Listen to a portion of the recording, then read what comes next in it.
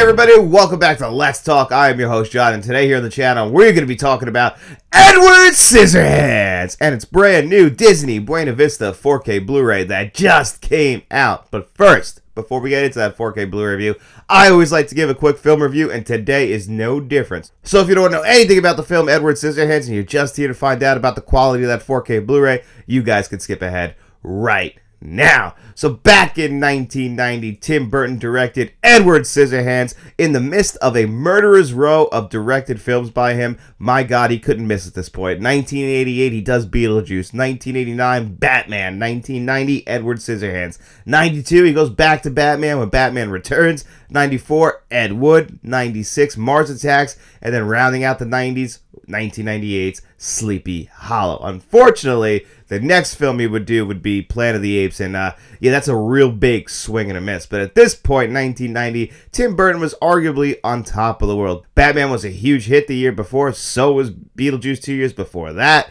He brings in Johnny Depp to star as Edward Scissorhands. This is the first time these two would work together, which would become a huge, long-running working relationship. He had already worked with Winona Ryder. He brings in Diane Wiest, Alan Arkin, even bringing Anthony Michael Hall, kind of playing against type for his regular old-fashioned 80s characters. He's not really the nerdy kid anymore. No, now he's the asshole bully. You become what you hate eventually, I guess, and that's what happens with him in this movie. Taking place in the suburbs, I believe they filmed this in Florida. Edward Scissorhands is just Tim Burton's Frankenstein, which is weird because he's already made Frankenweenie, at least a short film for Disney at this point, and eventually that would be adapted into a full-fledged film in the 2000s. Kind of what Tim Burton's been doing since really Planet of the Apes. You know, Big Fish is kind of the outlier. Other than that, he's kind of just made a bunch of Disney films. A lot of them not that good. Dumbo, unfortunately, the Alice in Wonderland movies, they don't really hit like his stuff he did back in the late 80s and early 1990s.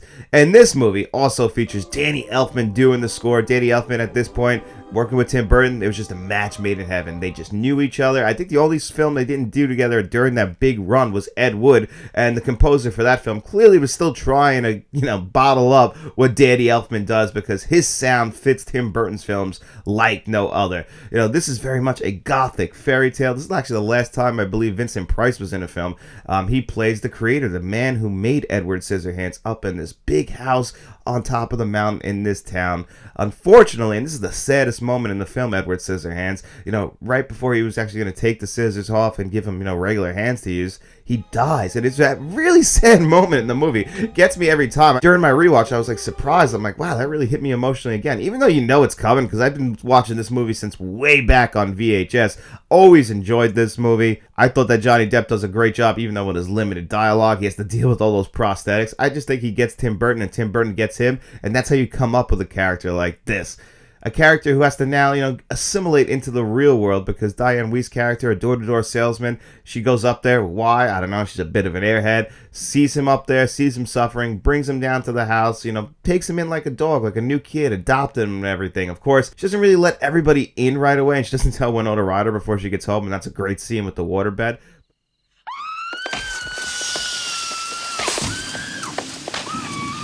But she's such an understanding, sweet person, and so is her husband, Alan Arkin. They're very accepting of Edward. The only thing is that the rest of the neighborhood, unfortunately, they just see him as basically like a circus freak. And, unless they're getting something out of him, like him trimming the hedges or cutting their hair, they don't really want anything to do with him. And unfortunately, the real villain of this movie is middle-aged white women. Middle-aged white women in the suburbs. They really tear him down. They're the crowd in Frankenstein. They don't understand him, so they fear him. Or if they can't get something out of him, they have to push him away. Just the worst kind of people. And that's what the people in this neighborhood and Edward Scissorhands are trying to do, is just get him out of there. And unfortunately, they succeed with their mission, including Anthony Michael Hall, because, Anthony Michael Hall and his buddies, including Winona Ryder, unfortunately, force him to help rob Anthony Michael Hall's dad's house, or it's even his house, but he doesn't want to take the fall with it. Anthony Michael Hall, a real piece of shit. Did he deserve to die at the end? No, probably not. That's what sets these people off even more.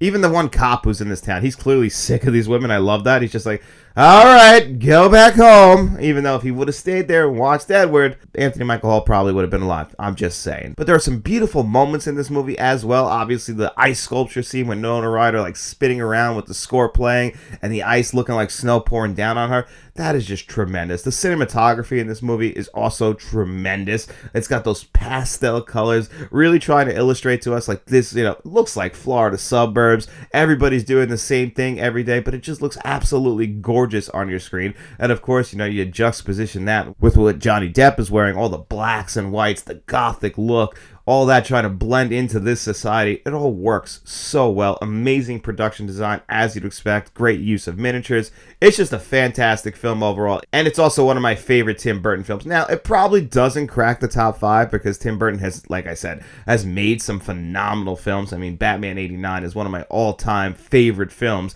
so of course that's going to go up as the #1 Tim Burton film, and Beetlejuice is also an all-time classic. But, I have a special place in my heart for movies like Mars Attacks, Ed Wood. But this would still probably be like number 5 or 6 on the list. It's a fantastic Tim Burton film. I was so happy to revisit it. If you guys haven't seen Edward Scissorhands in a while, it's definitely worth your time. But is this brand new Disney Buena Vista 4K Blu-ray worth your money? Let's talk about that right now.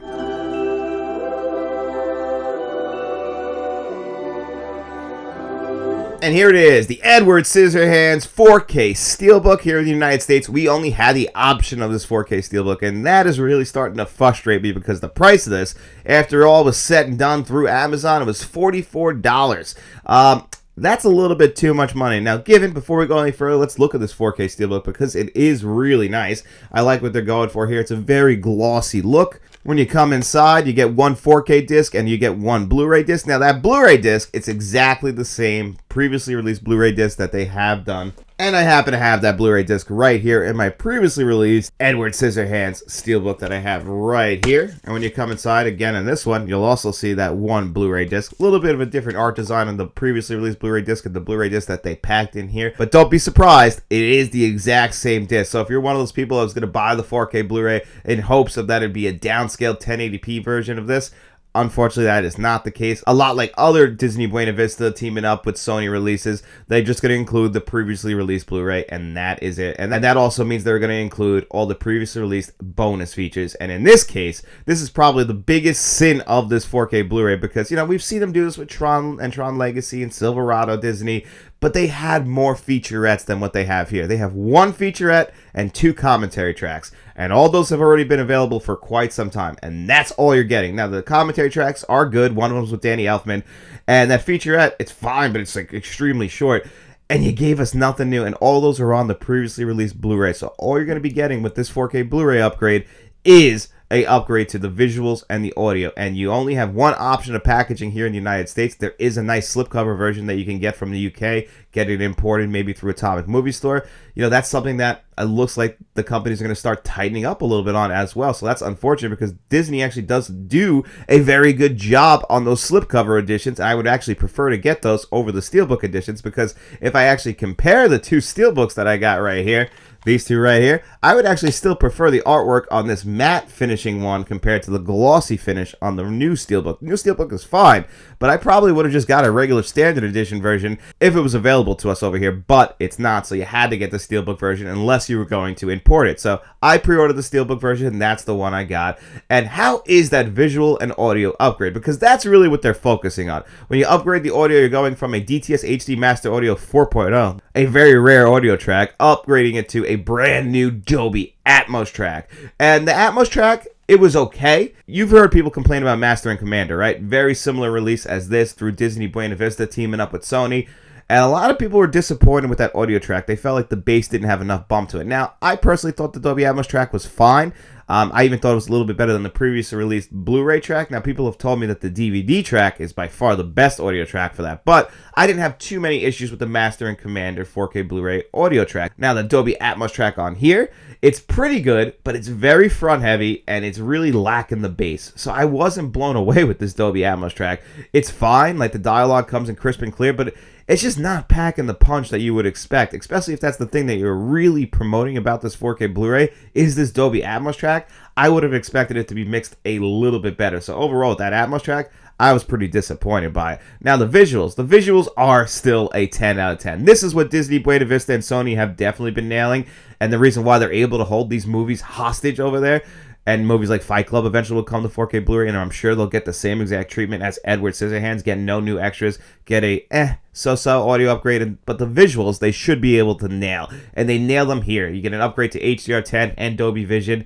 The only thing is, even though these visuals are phenomenal, when Winona Ryder is dancing outside while Edward Scissorhands is, sculpting the ice sculpture, and she's like spinning around, and she's got the snow falling on her, that's beautiful. Absolute cinema. Peak cinema, looks incredible on 4K Blu-ray. That's what we get in the game for, is for shots like that. And this movie is filled with beautiful looking shots. It's got the pastel colors throughout the entire film.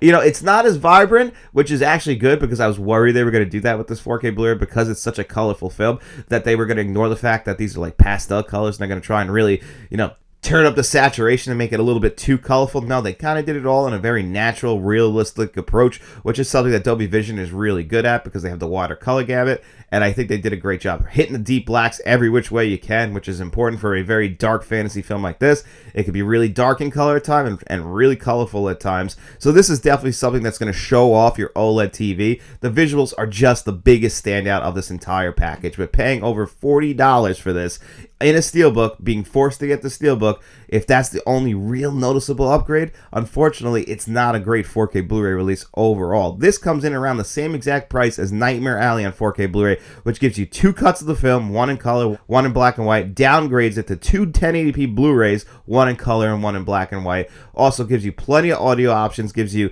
plenty of featurettes, including new featurettes, and that's around the same price as this. That's what you should be doing for $40.